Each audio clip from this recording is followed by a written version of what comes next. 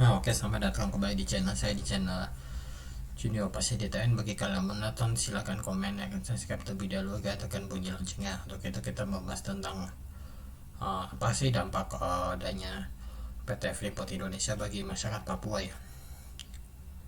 Mungkin Papua ini merupakan provinsi apa ya, dan berarti paling jauh lah di Indonesia Timur lah, setelah Maluku dan Sulawesi lah. Tentu nih apa ya, kalau Papua ini menjadi daya tarik sendiri bagi orang asing ya, terutama mungkin bagi Amerika Serikat, karena di Papua itu ada emas, ada tembaga, ada perak di sekitar Timika lah, di kawasan pegunungan apa, Kartens lah, dan mati di sana.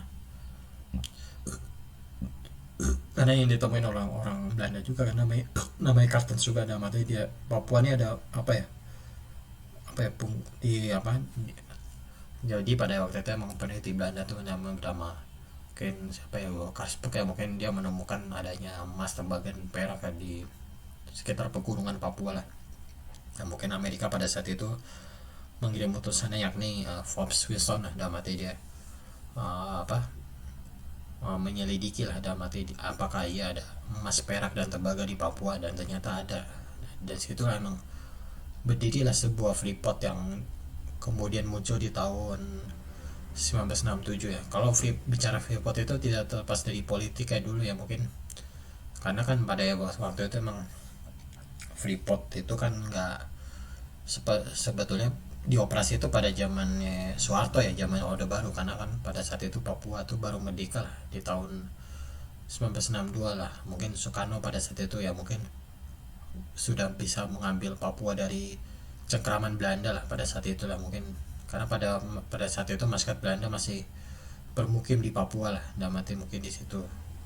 Nah, yang muncul kan mungkin Freeport itu baru muncul kan. Kenapa kok dia baru muncul di tahun apa, di zaman Orde Baru ya, di zamannya Soeharto di tahun 1967. Yang begini ceritanya, mungkin ya kita tahu mungkin baik Soekarno maupun Presiden Amerika Serikat dulu ya, John F Kennedy, dia belum mengetahui adanya sebuah emas, perak, dan tembaga yang ada di Papua lah, dan dia mati kan mungkin. Nah, mungkin dari CIA ini ya, Alan Lutz ini, dia melihat peluang bahwa uh, uh, bahwa tanah Indonesia tuh kaya lah, dalam arti di Papua ini lah. Mungkin dia melihat di Indonesia ini ada sebuah emas, perak, dan tembaga yang sangat bagus dan luar biasa. Nah, disitulah mungkin uh, di Papua dia melihat di situ. Nah, mungkin dia skenario nya mungkin nggak tahu ya, pada saat itu di tahun 1963 ya, John F Kennedy ditembak lah, mungkin nama siapa gitu, nggak tahu, ditembak aja pada saat itu. Mungkin apakah dia dari suruhannya Ellen Lutz atau siapa, bukan, gue juga nggak tahu ya. Nah, itu yang membuat uh, John F Kennedy mungkin meninggal dunia pada saat itu ya, mungkin tewas ditembak lah. Gue juga nggak tahu ya, mungkin di tahun 1963 sih kalau nggak salah. Gue juga pernah lihat juga sih di YouTube-nya tentang sejarah Freeport inilah. Itu juga yang kedua mungkin. Nah, Ellen Lutz ini juga mau mengejar Soekarno lah, dalam arti mungkin Soekarno harus dihabisi juga, mungkin dengan cara apa. Mungkin ya pada saat itu tuh emang kalau bicara Soekarno ya kan, dia waktu itu cenderung ke komunis lah pada saat itu ya. Dia mendukung mungkin PKI ya pada saat itu, PKI, PKC lah pada saat itu. Dia juga kan, Soekarno ini anti imperialis lah, imperialisme barat lah, dari Inggris dan Amerika lah. Dia beda jauh sama Soeharto yang dekat banget sama Amerika Serikat dan Inggris lah. Mungkin ya kedua presiden ini berbeda blok lah ya. Kalau Soekarno lebih ke blok timur kayak Uni Soviet, RRC, Vietnam, dan juga kalau Korea Utara, dan juga kalau Soeharto lebih ke Amerika Serikat dan Inggris lah. Ya tentu hasilnya pas Soekarno tuh akhirnya dia mundur itu di tahun 1967. Dan ini Amerika Serikatnya melihat peluang, uh, ini bisa diambil nih kayak ini. Tapi PT Freeport dia mau apa, sudah ada dia apa, dari zaman ini kan Soeharto presiden kedua pada saat itu, dia menerima dari Freeport support dari Amerika Serikat ini lah, untuk membangun sebuah perusahaan di Papua lah, yang terletaknya di Tembagapura ya, mungkin di Papua, pada Papua Tengah lah. di Mimika lah dalam arti. Nah itu juga yang membuat mungkin apa membuat Freeport ini mungkin dia apa ya mengambil keuntungannya lebih banyak lah.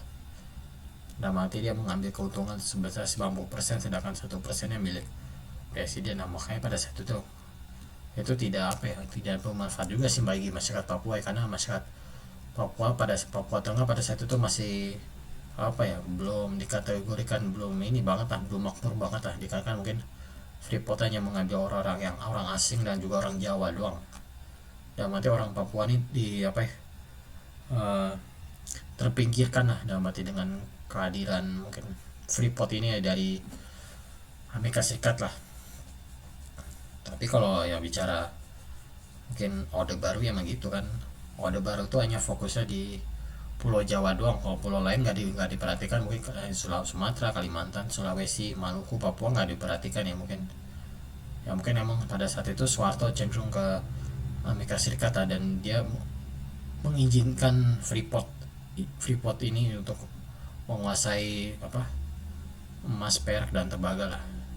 Dan ini yang membuat dampak masyarakat di Papua Tengah itu tidak begitu berarti lah dalam arti. Ya setelah mungkin berapa lama Soeharto turun dan akhirnya mungkin ya kita tahu Freeport seutuhnya sudah di Indonesia ya, dalam arti apa ya sudah dari PT Inalum ada sebesar 51% lah, dalam arti mungkin sebagian masih ada Amerika Serikat, masih berapa persen gitu dia masih ada di Freeport Indonesia lah. Cuma kalau memang bicara Freeport Indonesia memang ini perusahaan paling apa ya paling terbesar sih Indonesia ya mungkin, dan mungkin yang banyak ya karena dia ada emas, perak dan tembaga ya. Cuman kalau bicara emas, perak, tembaga itu barang benda yang paling berharga sih untuk saat ini. Mungkin yang paling berharga paling tembaga ya, paling sekarang ini ya buat ini katanya sih buat hilirisasi lah dalam arti mungkin. Makanya juga Freeport itu membangun smelter juga di daerah Manyar, Gresik lah dalam arti.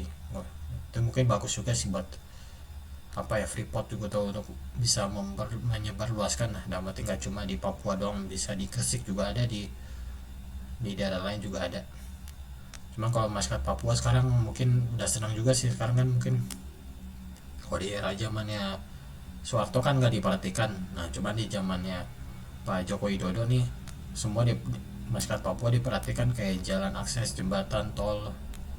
Gue nggak tahu deh, jalan terus juga jembatan yang bagus itu membuat masyarakat Papua nggak begituin banget. Tapi gue nggak tahu ya, tiap kali Papua nih gue yang dengar ini OPM lah, kayak bendera Papua, organisasi Papua Merdeka tuh masih ada ya, atau enggak KKB lah, kelompok kriminal bersenjata tuh masih ada lah di Papua lah. Gue nggak tahu entah kenapa itu masih ada aja. Apa karena nggak puas juga kali, apa karena Papua juga masih masih miskin kali, gue juga nggak tahu ya. Mungkin ya masih Papua nih gue bilang sumber daya alamnya luas ya, karena kan dia ini kan merupakan provinsi terluar, tapi dengan kekayaannya itu juga bisa membuat masyarakat Papua bisa kaya ya, dalam arti nggak ini banget lah. Cuman kan ya bicara Indonesia kan patokannya Jawa, Bali, Kalimantan, Sumatera, Maluku, Sulawesi lah. Cuman kalau Papua ya ini provinsi paling kaya sih sebenarnya buat negara lain aja belum bisa kan, karena yang Papua tuh menyimpan cadangan kekayaan yang luar biasa lah dibanding daerah lain. Mungkin kayak Kalimantan, belum Bali, NTT ya. Ya kalau Bali kan emang buat tujuan turis lah, buat wisata doang kan. Ya wisata tuh. Kalau Papua ini kan sumber daya alamnya luar biasa, kaya kan, akan emas, perak, tembaga yang mungkin ya pada saat itu emang Amerika Serikat mengincar lah. Tapi gue nggak tahu ya sekarang masyarakat Papua sejahtera atau enggak ya. Ya semoga sih kesejahteraannya bisa meningkat. Ada mati kan sekarang PT Freeport Indonesia ini kan mungkin memberdayakan masyarakat Papua untuk bisa bekerja di PT Freeport. Ada mati mungkin baik dari anak-anak Papuanya terus dari masyarakat Papuanya kan bisa lah, ada mati. Itu saja yang saya sampaikan mengenai dampak dampak masyarakat Papua terhadap PT Freeport Indonesia inilah. Semoga ini menjadi ilmu buat kalian semua. Wassalamualaikum warahmatullahi wabarakatuh.